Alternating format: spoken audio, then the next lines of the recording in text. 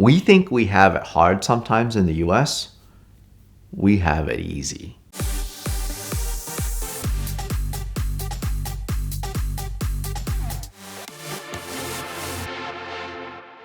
This is something that I talk about all the time. Like, first of all, I can't believe I'm in this iconic room. Like, this is so iconic. This is the real room. It actually exists. I think it's a real background. I always say that I'm just so happy that there's enough nerds like me out there to consume this content. That's what makes me happy. There was a time period when I was growing up when I feel like I could consume all the automotive content that existed at a certain time. We're talking about watching whatever was available on TV, going to the newsstand to get the magazines that were available to us, even to the point where we would either import or illegally download Top Gear, Best Motoring from Japan, Option, Japanese magazines that weren't translated. We would just look through the pictures. It's just such a different time for car culture now. And it's something that you can't hold back. And that's what I really appreciate. For the past 4 years, we've been really putting a lot of focus on our Haggerty show. And it's called Capturing Car Culture. I've never had this sort of freedom to create content. And what I'm doing with the show is something I've wanted to do for a while. I've been traveling the world, shooting cars and the culture surrounding it for over 20 years. And a lot of times when I'm in these situations, I think to myself, yeah, it's great that I'm shooting still photos and I can write about what I'm doing and what I'm experiencing and what these individuals are building or the struggles they're going through. But how cool would it be to tell this story with video? That's exactly what I'm doing now. I'm able to retell these stories that I shot a long time ago with just still photographs. And we're talking about 10 or more years after the fact. These car culture scenarios and moments are still happening. Now, luckily, I've made so many friends all over the world and I'm able to tell these really incredible stories, especially when it comes to the struggles of enjoying cars and the culture surrounding it. We think we have it hard sometimes in the US. We have it easy. Even when people talk about how bad it is in California, and it's so free for us to enjoy cars and go on cruises and all of that and go to the racetrack and go drifting.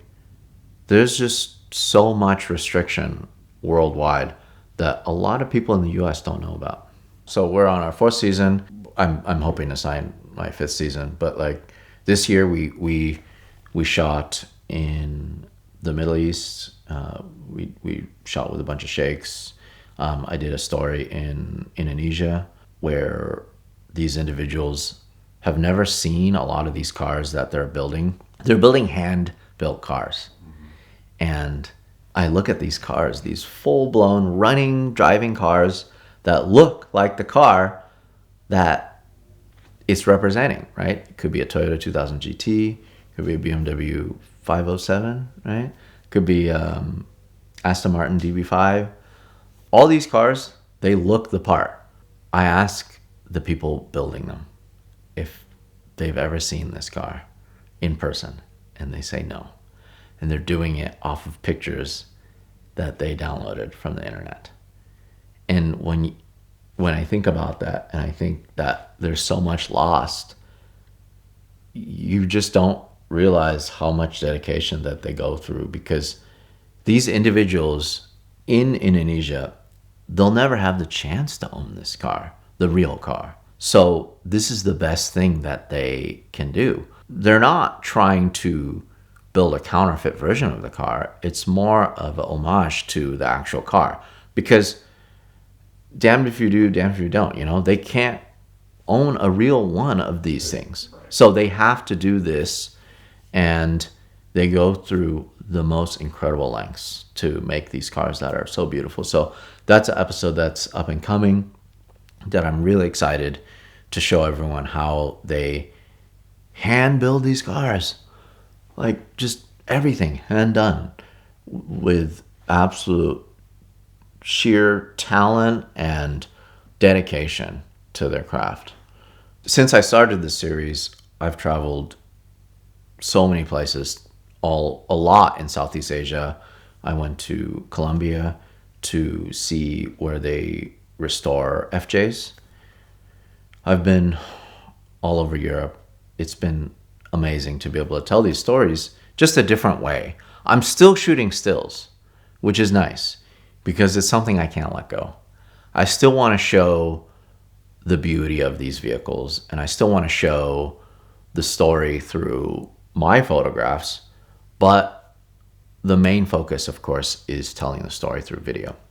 We had a chance to visit Hong Kong, and if you want to talk about struggles, oh my God. These folks, again, with the proximity to Japan, love Japanese car culture. Absolutely love it. They're GTR crazy, Honda crazy, all of that. But everything is going against them in terms of being able to enjoy these cars and collect these cars. I did a series in Hong Kong and I got quite a bit of backlash from the Hong Kong people. And one commenter said it in a very interesting way. He realized that what a lot of the locals were trying to convey was how hard it was for them to enjoy these cars. So constantly I was getting barraged with, oh my God, I have to do this, I have to do that. The cops are doing this, the cops are doing that. And his point was, what did you guys expect? You know, Larry was here to tell the story about how hard it was. And now you guys are all getting upset for him telling the story about how hard it is. You wouldn't believe the great lengths these people go through. We're talking about the fact that these individuals have to hire a tow truck to follow them everywhere they go. If they're going to plan to go to a Cars and Coffee car show, they have to hire a tow truck to follow them. Because if they see police around the corner, in 1 second, they can just take that car and put it on the tow truck.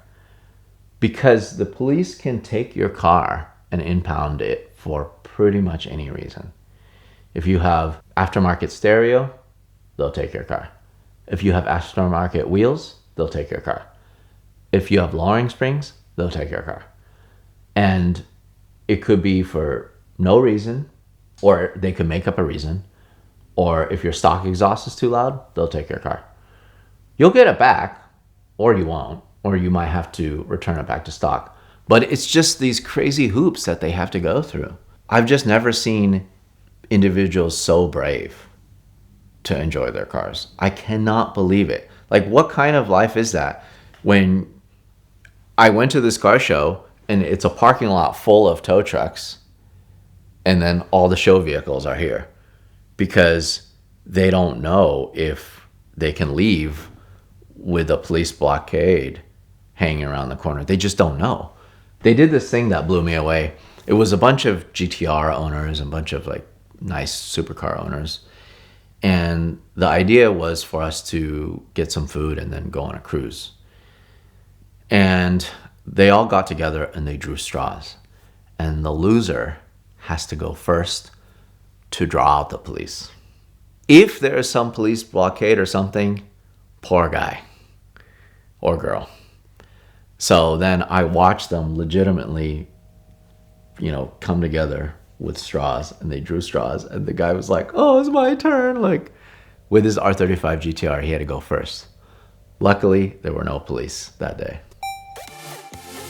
For the last 20 years or so, I've been working with Premier Financial Services for my own exotic car needs, but also sending friends and clients when I was a car dealer to Premier Financial Services because their simple lease is truly the most powerful tool in the world of exotic car financing. We love it because we get all the great things about leasing, like low upfronts, better tax treatment for business owners, lower sales taxes, but we also retain all the great things about a traditional finance arrangement, like the ability to accumulate equity, trade in and out whenever you want, and always know where your payoff stands because they give you an amortization table with every single lease. And Premier's been a supporter of VINwiki here for the last 8 years, and we love them for that, but truly because the customer support of the Premier Financial Services team is unmatched. And now that they're backed and wholly owned by First Financial Bank, that gives them even more buying power for their portfolio of the most significant and valuable collector and exotic cars in the world.